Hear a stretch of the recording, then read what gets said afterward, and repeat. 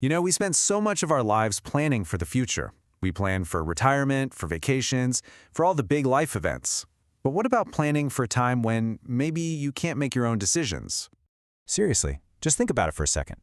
If an accident or an illness left you unable to communicate, who would step in? Who would have the actual legal authority to manage your life? These are tough questions for sure, but they are absolutely essential to ask. Well, the answer to those critical questions is actually found in a really powerful legal tool. We're talking about the power of attorney. And in this explainer, we're going to break down exactly what it is, why you probably need one, and how to get it right. So, what is a power of attorney, or POA for short? Put simply, it's a legal document where you give someone you trust the authority to make decisions for you if you can't.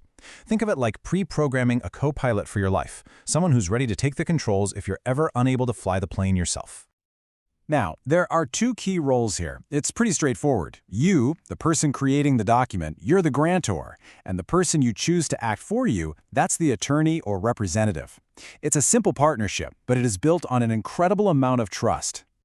Here's something you gotta know. A power of attorney isn't a one-size-fits-all document. It's actually split into two different kinds, and each one covers a major half of your life, your money, and your personal well-being. So on one side, you've got the power of attorney for property. This person handles all your stuff, your money, your home, your investments. Then on the other side, you have the power of attorney for personal care. This person handles you, your health decisions, where you live, your day-to-day care. They're two separate documents for two very different but equally vital jobs. And when we talk about the POA for property, the authority we're giving is, well, it's huge. They can do everything from paying your bills and managing your bank accounts to selling your house or even handling your entire investment portfolio.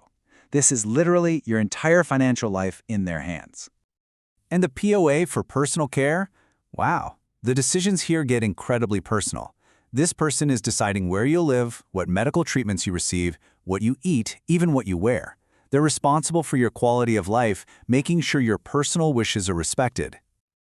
So, given how massive these responsibilities are, you can probably see why choosing who will fill these roles is the single most important part of this whole process. This isn't just about picking a name. It's about choosing a champion for your future self.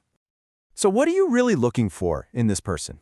Well, these qualities are totally non-negotiable. They have to be trustworthy, beyond a shadow of a doubt. They have to be reliable, because your life could literally depend on it, and available, because emergencies don't schedule appointments. And, crucially, they must also be willing to take on what is a very demanding role. The source material really hits the nail on the head here. It states that the potential for misuse is very real, and that is exactly why absolute, unshakable trust is the foundation of any power of attorney. So what happens if you don't keep this incredibly important document up to date? Because things can go wrong. Let's talk about a real-world cautionary tale from our research. This is a story of Patrick. Okay, so here's what happened. 15 years ago, Patrick named his brother, Cillian, as his POA for property. But over the years, life changed. A lot. Patrick's finances got way more complex, while Cillian, well, he fell on hard times and had to declare bankruptcy. Then, disaster struck. A car accident left Patrick completely incapacitated. When Cillian tried to step in, he was found legally ineligible because of his bankruptcy.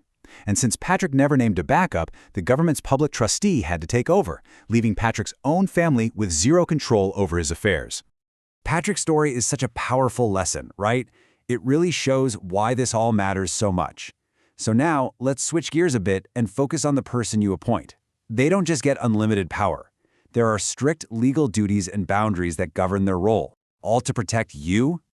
The absolute biggest rule is something called fiduciary duty. Now, that might sound like a fancy legal term, but what it means is actually pretty simple. Your attorney must always act in your best interest. Not their own, not their family's, yours. It's their highest, most sacred obligation. This big duty really breaks down into three core things they have to do. Number one, act in your best interest. Number two, they have to keep meticulous records of every single transaction. And number three, they must keep your money completely separate from their own. No mixing, no borrowing, zero exceptions. This also helps clarify the limits of their power. So yeah, your attorney can totally pay your bills or even sell your house. But they can't just start giving gifts to friends and family unless you specifically allowed for it. And here's the absolute hard line. They are strictly, under no circumstances ever, allowed to change your will. That power is yours and yours alone. Okay, this brings us to a final and honestly a really overlooked part of all this. A power of attorney is not a set it and forget it kind of deal. It's a living plan that needs to stay current if you want it to actually work when you need it.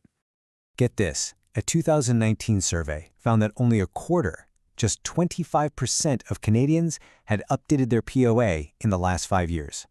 Think about that. That means a whopping 3/4 of people could be relying on an outdated plan, just like Patrick was. That's a huge, huge risk. And you know, part of keeping your plan up to date is using the newer tools out there that are designed to protect you. As our financial lives get more complicated, one of the most important new developments is this idea of a trusted contact person, or TCP. So what's the difference? It's actually a huge one. A power of attorney acts for you. They make decisions and transactions. A trusted contact person, though, is completely different. They are simply a point of contact for your bank or financial firm. If your advisor suspects you're being exploited or they just can't reach you, they can call your TCP. But the TCP has zero power over your money. They're just an early warning system. At the end of the day, it all comes back to this one powerful idea. A power of attorney is your voice when you might not have one anymore. It is the instruction manual you leave for your loved ones to make sure your values, your choices, and your wishes are honored. So please, don't look at this as some grim, boring legal task. It's so much more than that. Think of it as an act of responsibility, of love, and of self-care. It's not just a document. It's your plan for your family's peace of mind, and for your own. We plan for our goals, our ambitions, our retirement. The final question we want to leave you with is this. Have you also planned for your vulnerability?